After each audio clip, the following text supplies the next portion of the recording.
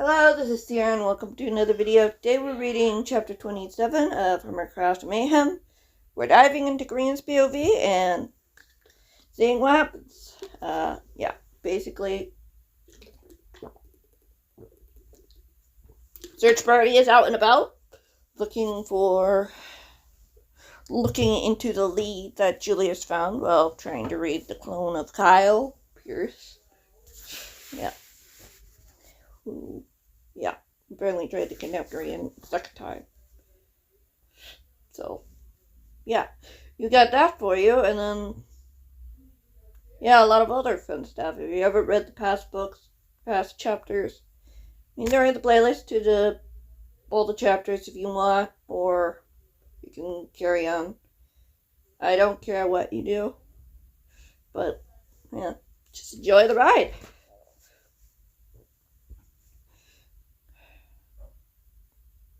Grian stared out the curtained window,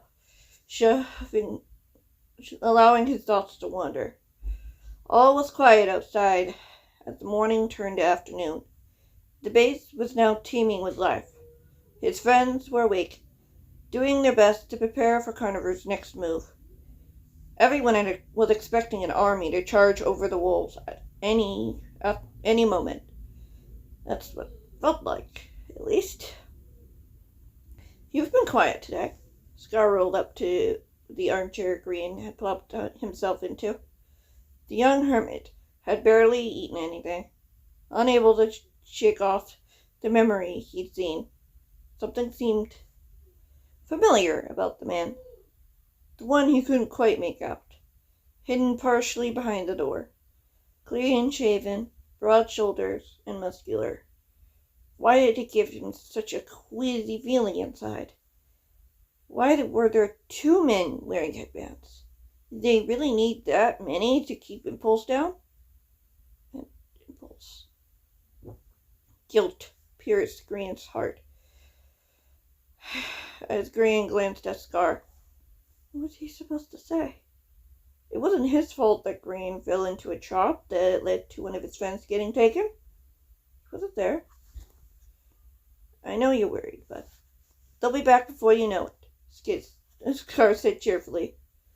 Preferably with Impulse, Grian muttered, not meeting his friend's eyes. Why did they take Impulse when they'd been after him? Was there anything he could have done to stop it from happening?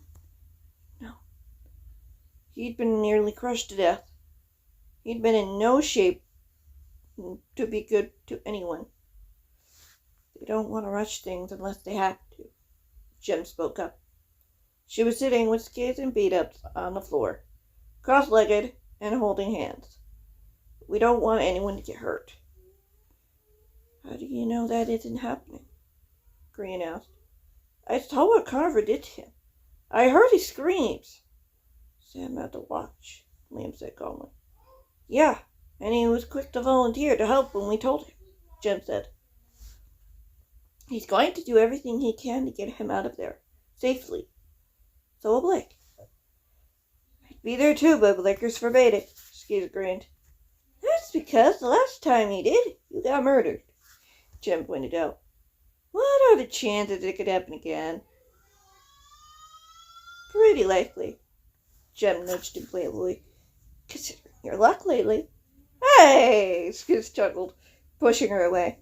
It's not my fault that my best friend is a redstone genius. Grian felt a smile tug at his lips, and he turned his head away.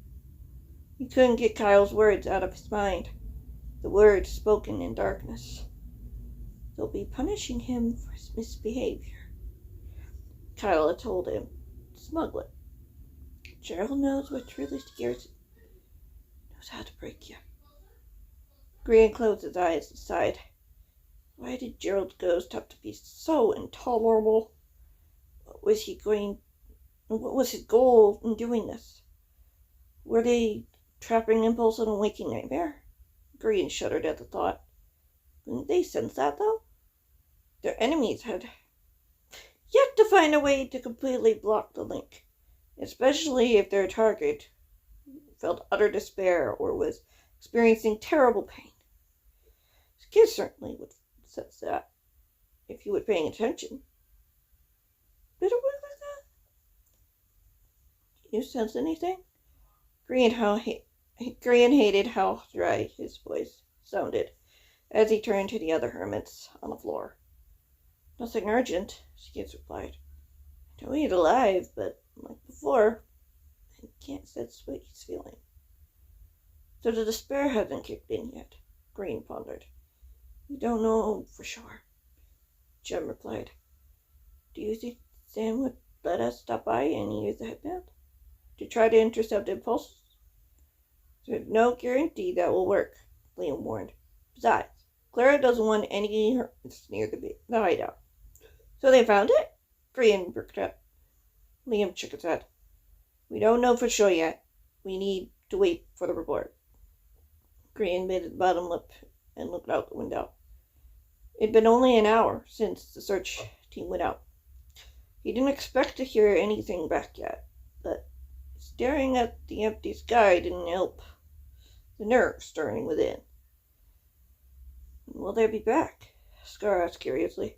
By sundown, at the latest, Liam replied, patting his pocket.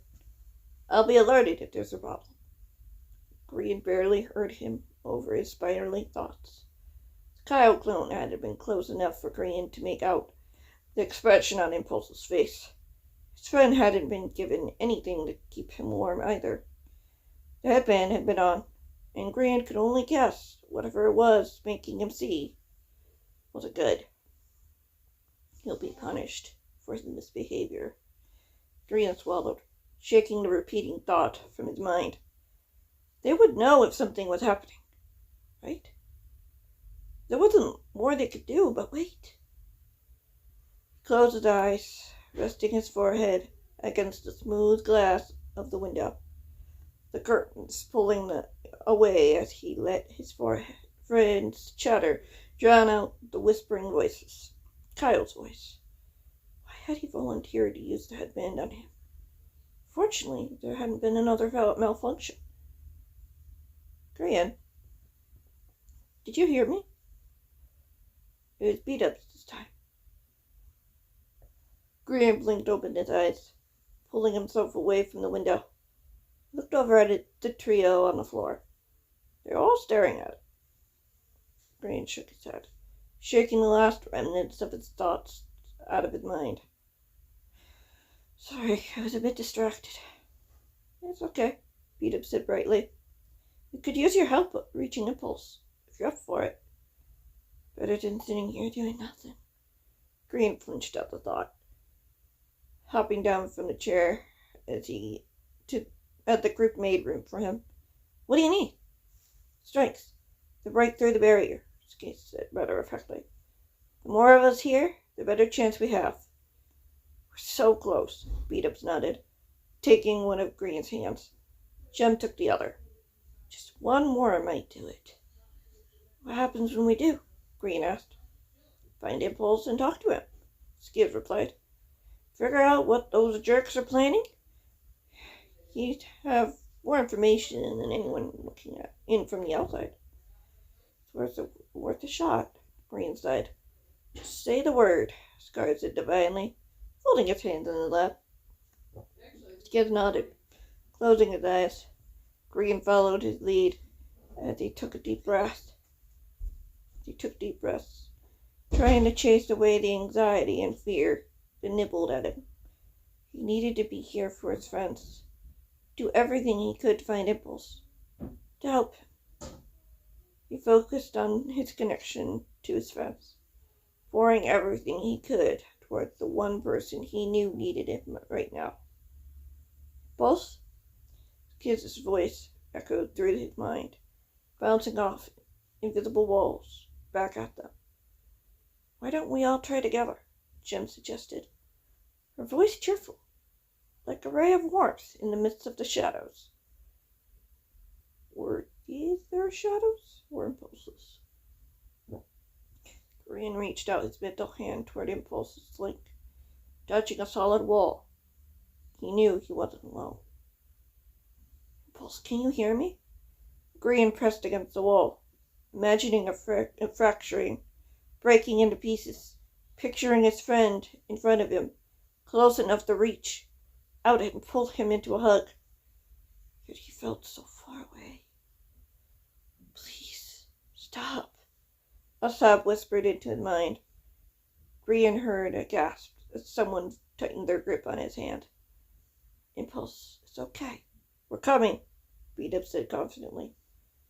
You're not alone. We're here, Jem added gently. We're getting you out of there, buddy. Mark my words, Skid stated firmly. Like a fact. And it probably was. No. Soft whisper came again, followed by a trickle of fear. No, please. I don't think he can hear us. Skid groaned in frustration. We have to keep trying, Jem insisted. This is the closest we've ever gotten. I can make you see whatever I want, whenever I want, however long I want. And there is nothing you can do to stop me. Gerald, Jem hissed under her breath, just as the front door of the base slammed open. Grian's eyes snapped open as he whirled around. Sam and Julius were the first inside, followed by Josh and Luke. The others were patrolling the perimeter or guarding the doors. Grian blinked, puzzled when he spotted another figure stumbling into the hallway. A boy, about 13 or 14, with ripped jeans and a torn gray top. The boy's hair was trimmed short, his blue eyes wide. For fear or amazement, Grian wasn't sure. Franklin? Liam's eyebrows raised in surprise when he saw the boy. Franklin squinted at Liam for a moment, as if he was trying to place something. I know you, don't I? You were in my class, at my aunt's school. Liam tilted his head curiously. You don't look any older than when I last saw you. Yeah? Franklin asked, walking into the main room, leaning against the wall. We found him sneaking through the woods, Sam reported. He said he needed help, so we brought him here. Liam's mouth fell open. You brought Theodore's son here? Sam shook his head. Where else were we supposed to take him? Oh no, Grian whispered, getting to his feet. Impulse was already getting punishment for telling them about Richard and Campbell. Hell this? What was stopping Campbell from coming after them now? It's not wrong. I do need help, Franklin said quietly. Not for me, though. You spoke with Impulse? Liam guessed. Franklin nodded. He was nice to me. He didn't afflict my death, but death never happened. Liam paled. You remember that? Yeah, at least some of it. Franklin fidgeted with his hands. Is that normal? I think so, Skids replied. I remember mine. It was the last thing I remembered before waking up here months later. Still, you remember that? Liam asked shakily. Franklin nodded. It was bad. Liam shook his head. You weren't even supposed to be there. They were... Confusion filled the boy's face. Sympathy filled Liam's eyes as he crossed the room, pulling the boy into a hug. I'm sorry you had to see that. I'm here if you need it. Franklin nodded, pulling away. Thanks. He straightened as he pointed to the chairs. Might be a good idea to sit.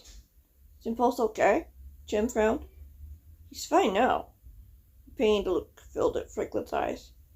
But for the past hour I had to watch Gerald torture him. Jem put a hand to her mouth as Skiz got to his feet, a stern expression on his face. What did you just say? Gerald, Franklin said shakily. Tall guy, broad shoulders, muscular, legs, wearing black cloak. Dread filled Grian as Liam met the boy's eyes. Did he have any scars? No, Franklin said softly. But he said he was sending someone to get one of Impulse's friends, and if that failed... smells like an army, Grian said softly, hating how his body trembled. An arm wrapped around his shoulders. He could see B-Dub standing beside him, from the corner of his eyes. Panic eased as he reminded himself he was alone. His friends were here. Why does Gerald want Grian? Skid asked. I don't know, Franklin swallowed, his eyes moving to the floor. He threatened to do something bad and blame Impulse for the crime. Just like Stampy. Anger flashed in Sam's eyes as he turned his attention to Julius. We're going back. Now? Julius asked. We need to get him out of there as soon as possible, Sam commanded. Before Campbell realizes his son is missing. Julius nodded grimly. He turned to the twins. Can one of you get Blake? We're going to need him. He's watching Kate and Lyra by the stables, Jem said. Kate's been anxious all day. I don't blame her, Sam sighed, turning to his brother. I know it was risky, bringing Frank here, but I couldn't risk leaving him anywhere else right now. Not even at Doc's, Grian asked. Sam nodded. Campbell will be here anyway. He won't tear the place to the ground while it's with his son inside. So I'm right, Franklin muttered. Thanks. Sam squeezed the boy's shoulder. Your dad knows about something that's extremely dangerous in the wrong hands. He shouldn't be left alone free. Franklin swallowed. Sounds like my dad. Luke snorted. Kate's gonna like you. You both have daddy issues. Franklin smiled weakly as Sam and Julius walked out the way they'd come. Grian watched them go, a wave of dread crashing into him. What if this is another trap? Grian asked quietly. B-Dub squeezed his shoulder. We can track them if you want, the older hermit offered. You know where to find them. You know how? Grian asked. B-Dub smiled and nodded. Jem sighed. I am not surprised. Sam's idea, actually. Liam piped in. The boy met Grian's eyes. Give me a shot before you do anything reckless. Is it reckless if it means saving someone's life? Grian asked quietly. Liam smiled. I don't want you to get hurt. I don't want anyone I care about to get hurt either. Grian said sadly. Somehow they still do. B-Dub pulled the hermit into a hug. Go where you go, okay? Grian nodded, letting calm droves wash over him. They were safe here, as long as they stuck together. Even if a clone army came barreling in, they would still have each other. And that is the end of that chapter. I hope you guys enjoyed. It's a little shorter chapter than others, but I just write a chapter and just see where it goes. So, yeah. And some perspectives are longer than others. It just depends on the scene. And yeah, I always try to do the best perspective for each scene. Because, stories work better when you have the right angle. But that's going to be it for me today for this video. I hope you guys enjoyed, and yeah, I'll see you guys next week or whenever you decide to come back and watch another video. Whether it's a story or just a fun little video I decide to upload here and there. Just having fun. What I like to do. See you in the next one. Whenever that might be. Goodbye.